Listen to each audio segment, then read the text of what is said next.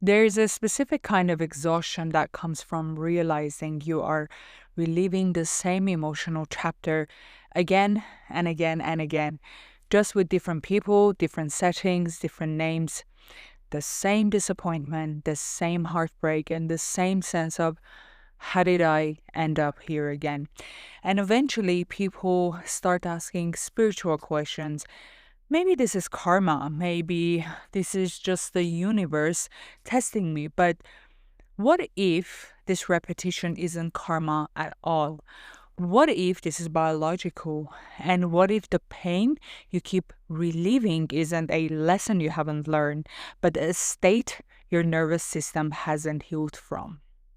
Hello, beautiful souls, and welcome back to another episode with me, your host, Ani. We learn together here, we rise together, and we question norms.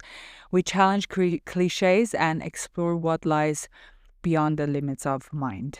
So, today I want us to dive into a topic that is deeply relevant for most of us: how we perceive and think about trauma. Many of us assumes that trauma lives only in the memory, but that's not the full story. We assume if I understand it, if I talk about it, if I reframe it, then I should be free from it. But trauma doesn't actually live in narratives. Trauma lives in the state. It lives in the body long before it becomes a thought. It lives in how quickly our system detects that threat and what our bodies expect from closeness and how much uncertainty our nervous system can tolerate. That's why you can know that something is safe but still feel unsafe.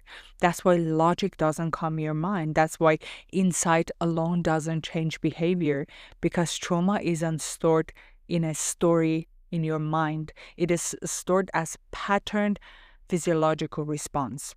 So when something overwhelming happens and your nervous system cannot fight, flee, or resolve it, the body locks that response inside. The nervous system learns. This is what survival feels like. So later, when a similar state appears, not the same event, but the same emotional tone, the body reacts as if danger is happening again. And that's because your system is trying to protect you. Imagine a 10-year-old child. She forgot to clean her room. Just a small mistake. Nothing dramatic happened. And her mother notices that. She doesn't explain it. She doesn't yell. Instead, she gives that child a silent treatment: coldness, withdrawal. From a linear time perspective, yesterday she cleaned her room, everything was fine. Today she forgot it, she withdraws. Tomorrow, maybe she will speak again. Linear time says, it is over. It was a small incident. Move on. But the child's body doesn't live in linear time. To the nervous system, threat is not a time-stamped event. Threat is a pattern of danger. And danger is here until the system is updated. So even though the logic of linear time tells the child it happened in the past, the body reacts as if the danger is immediate and it's ongoing. Every silence, every cold glance, every withdrawal moment is in present is a threat, because the body remembers that state, not the date. And how that affects the child in long term. Fast forward 20 years. She's an adult. The child's body still reacts to emotional withdrawal. A partner may retreat a bit. A friend doesn't reply immediately. Objectively, no threat exists. Yet she starts to have physical reactions and the mind spirals. What did I do wrong? Are they leaving me? Linear time says this happened decades ago. Just let it go. But the body says this is the same danger I survived as a child. Act now. The past is never truly the past, because the nervous system doesn't measure reality in minutes, days, or years. It measures patterns and safety. Now let's imagine two people, same desires, just different capacities. Two people can want the same things. They want the same outcome. Let's say love, stability, success, peace, etc. They're very good things. We all want that. But only one person can stay in the present and achieve that. Example, romantic relationships. Two people enter into a stable, healthy relationship. There's a person A, feels grounded, secure, and able to enjoy closeness. They can receive love without second guessing or scanning for danger. There's this person B. Even though they desire the same love, they react differently. They overthink every text message. They withdraw emotionally when intimacy increases. They pick fights over minor misunderstanding. They feel suffocated when closeness arrives. So what do? They unconsciously sabotage that relationship. It is not that person B doesn't want love. Their desire is genuine. It's that their nervous system is still running on the old patterns. Patterns learned in childhood or in their past traumas. Or another example on money, career, and success. Two employees want that raise, success, promotion. Person A steps into the new role and can handle responsibility, visibility, and feedback.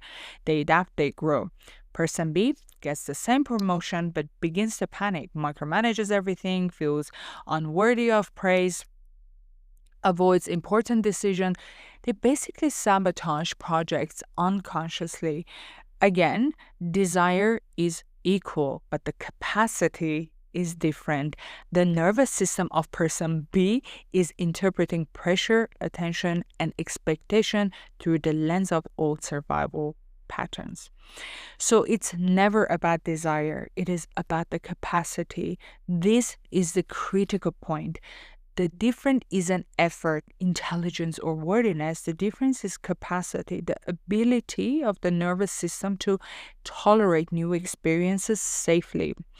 Capacity is shaped by experience, repair, and safety, not affirmations or positive thinking alone. Why healing is about capacity, not positivity? Trauma narrows your internal range. It reduces how much you can actually tolerate. Closeness, calm, uncertainty, safety. So when something good appears, let's say love, stability, or promotion, your system doesn't relax. It tightens. Your chest may feel heavy, your stomach may not, thoughts race, this won't last, or I'll mess this up. That tightening is not you failing. It is survival reflex that never got completed. So when people talk about healing, healing doesn't erase the past. It expands your system's tolerance in the present. And this is why you can think your way out. You could study your trauma perfectly, read every book, meditate for hours, and still freeze in conflict, shut down emotionally, feel overwhelmed by ease. Why? Because trauma is not about a belief problem. And this is extremely important. It's a regulation problem. And regulation is learned through the body, slowly, repeatedly, and safely. So fake spirituality advice versus real healing. What's the difference? Here's where people get very misled. Fake spiritual advice may say, manifest your dream, raise your vibration, 5D energy will fix your past trauma. You just need to let go of the negative feelings. These ideas sound appealing. They promise fast fixes, magical escapes, and a sense of control. But the thing is, your nervous system doesn't respond to affirmations alone. Manifestation advice doesn't teach your body how to tolerate intimacy, trust, or stability. Letting go isn't a switch. It's a gradual rewiring of your body's expectation, chasing higher vibrations, and only God knows what that even means, or 5D realities can create shame when you inevitably react to normal closeness or calm according to your old reflex. The same goes for dating advice. I'm sure that you've heard this before. It's everywhere on social media.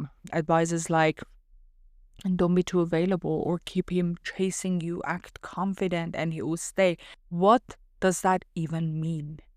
The thing is that even if you want intimacy and connection, your nervous system may shut down and overthink and panic in moments of closeness. Capacity isn't learned from books or tactics, it is learned by experiencing safety repeatedly. In other words, you don't need to think your way into love or abundance. You need to let your body experience that and learn that it is safe to be fully present. I want to share something with you. One of the questions that has been on my mind for a very long time, and it is that if trauma is part of life, why does it seem so much more widespread in humans than, let's say, animals? And I've done a lot of digging on this subject, and I realized that we humans live inside conditions that our nervous system were never designed for. In the animal kingdoms, stress is usually immediate, situational, and resolves through action or rest. An animal encounters danger, reacts, and once that threat is gone, the nervous system returns to its baseline. Human stress works differently. Human beings are social and relational. Our greatest threat are not predators, they are other humans, relationships, and system. From early childhood, our nervous system learns safety and danger through emotional attunement, consistency, belonging, and connections. When they're missing or they're unpredictable or conditional, the body doesn't register it as unpleasant, it registers it as threat. And unlike animals, humans can anticipate, remember, rely and internalize these threats, and the body holds them often for decades. And why modern life amplifies trauma? Trauma becomes almost unavoidable because many modern environments are biologically incompatible with human nervous system. We live inside system that prioritizes chronic stress, productivity over connection, and results over regulation. But our bodies are evolved for rhythm, for repair, relational safety, presence. Instead, we are asked to remain functional while dysregulated and to call that success. So when this misalignment becomes constant, trauma stops being an exception. It becomes ambient. And sadly, it is everywhere because the conditions that created it are everywhere. And I am sure that I'm not alone when I say this. I always feel like something is wrong with humanity. When people sense this deep mismatch, they often feel something is fundamentally off. That feeling is not paranoia, it is perception. But here's where danger can appear. The danger is when people externalize suffering as a mysterious force. They start believing escape narratives instead of repair. That's how fake spirituality sneaks in. Not because people are unintelligent, but because they are trying to make sense of this very real pain. We start looking for meanings, we start looking for relief. And there's a huge difference between escaping reality and understanding it. Believing you must escape reality versus understanding why reality overwhelms the nervous system. One leads to disassociation and the other one leads to healing. Two different paths. Because real healing doesn't come from imagining a higher dimensions. It comes from repairing the conditions that keep human nervous system in survival mode. And I want us to keep this in mind. Trauma is widespread in humans, not because something is evil or broken at the core of humanity. No, it is widespread because we are deeply relational beings living inside environments that disconnects us from our bodies, from each other, and from safety. And the moment we understand that without fantasy and without bypassing, we regain agency. Not by escaping reality, but by changing how we live inside it. I want to tell you something that was deeply freeing for me. Your nervous system does not choose what's best for you. It chooses what's familiar enough to survive. Survival comes before happiness. Familiarity comes before fulfillment. So if chaos was familiar, calm can feel unsafe.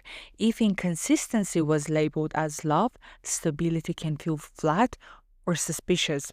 If emotional distance once kept you protected, intimacy can feel overwhelming or intrusive. This isn't self-sabotage, it's a pattern recognition.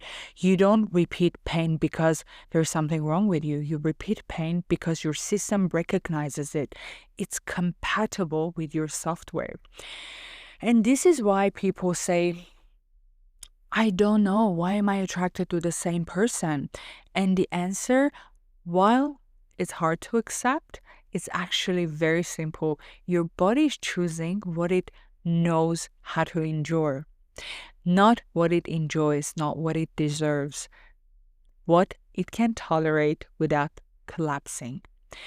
Think of the nervous system like a software program. Early experiences write the default code.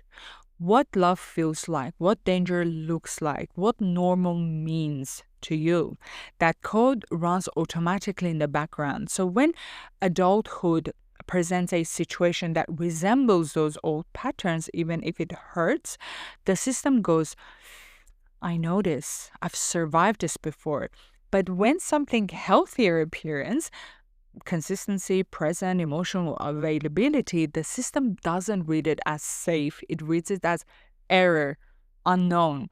And unknown is risky. So the system throws warning signals.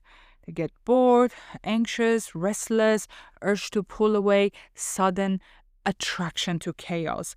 Not because there's something wrong with that healthy state, but because it doesn't match the original programming. Now, can we talk about why awareness alone doesn't fix things? All these trips to psychologists, and we're still here, and not much has changed. You can understand all of this intellectually and still feel drawn to the same dynamics because insight doesn't rewire your internal code. Experience does. The nervous system updates through repetition, safety, regulation, corrective experiences over time, not through willpower, affirmation, or think positive. No, it doesn't work. The pattern doesn't need to be destroyed, it needs to be updated. Healing is not about erasing the past, it is about expanding your system so it can hold more safety than it used to. And the moment your body learns, I can survive this calm, I can stay present, I don't have to earn closeness, the attraction changes. Not because you forced it, but because the system no longer needs that old map. I also would like to touch briefly on a very dangerous spiritual language that often stops being helpful and starts becoming very harmful. You hear phrases like ascend to 5D, jump timelines, raise your vibration, you're just vibrating too low. Can we talk about this, please? This is very, very important. There is no higher dimension waiting for you to escape into, where pain, trauma, and attachment magically disappears.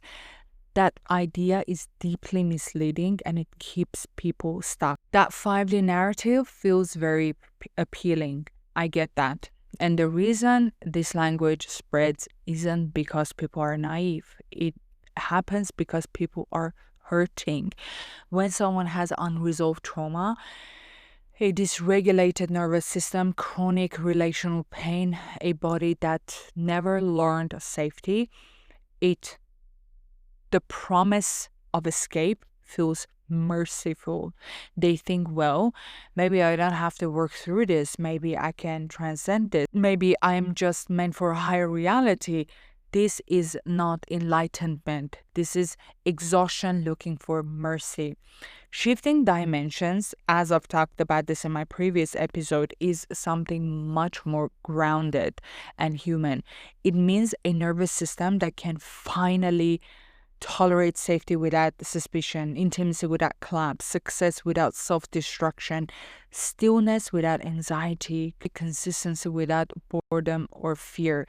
When that changes, life feels completely different. Colors feel brighter, people feel kinder, opportunities feel easier, time feels slower. It feels like a new reality, but nothing mystical happened here. The only thing that happened here is your internal conditions that changed. I also would like you to keep this in mind. Real healing is not glamorous and it's not fast. This is how healing looks like: staying present instead of dissociating, choosing repair instead of fantasy, tolerating discomfort without fleeing, building capacity instead of bypassing the pain. And yes, when that happens, life feels different. Not because you escaped reality, but because for the first time, your body can actually live in it. And let me say this very clearly because this matters. You are not rejecting spirituality. You're not trying to escape reality. You're learning how to stay. And that is the real work. And it is very rare. And while we're on the topic of healing, let's take a moment to talk about shadow work, the deep and often misunderstood process of integrating our past patterns so they no longer unconsciously control our present. And what do I mean by that? Many of us think that shadow work means reliving trauma over and over or endlessly analyzing the past, but that is not healing. It is rumination disguised as insight. True shadow work is integration. It's the act of recognizing the ways your past shaped your survival and then consciously choosing not to let it run your life anymore. It is like saying, this reaction protected me once. I'm grateful for it. Now I don't need this alarm to dictate my present. It's about expanding your window of tolerance, the ability to stay regulated when life doesn't match old trauma patterns. This means you don't collapse when things go well, when someone shows up consistently, or when you feel seen without crisis. Example: you grew up in an unstable home and learned to overgive to keep things calm. Shadow work is noticing that tendency without judgment and setting firm boundaries with your friends, partners, or colleagues without guilt. Shadow work is practical, fierce, and liberating. It is the quiet work that allows you to move through life fully without carrying old chains and to engage with others from a place of choice, not survival. And finally, allow me to touch the very important topic of manifestation. And here's the truth most people skip over: you cannot manifest what your nervous system cannot hold. If love feels overwhelming, you unconsciously push it away. If peace feels unfamiliar, you would disrupt it without realizing. If abundance triggers fear in you, you will block it. Not because you're not good enough, but because your system isn't ready to contain it. Manifestation isn't just about intention. It is about stabilizing your body, your mind, and nervous system so you can hold new realities without collapsing. Healing rewires those patterns. It expands your capacity to receive, integrate, and sustain what you desire. So manifestation stops being a dream and it starts becoming your new lived experiences. Beautiful souls, I want to thank you for being here and for listening until the end. Please remember, you are not stuck because you're broken. You are stuck because part of you is trying to protect itself. Protection shows up as repetition, pattern, and resistance until it's no longer needed.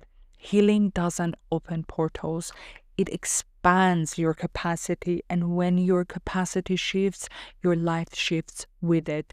Not because you escaped any realities, but because you finally stayed present long enough to live differently. So if this episode resonated with you, please share it with someone who would benefit from this discussion. Also, feel free to follow me on Instagram, Beyond the Mind with Ani, for more tips, behind the scene insights. And until next time, stay bold, stay fierce, and always go beyond the mind.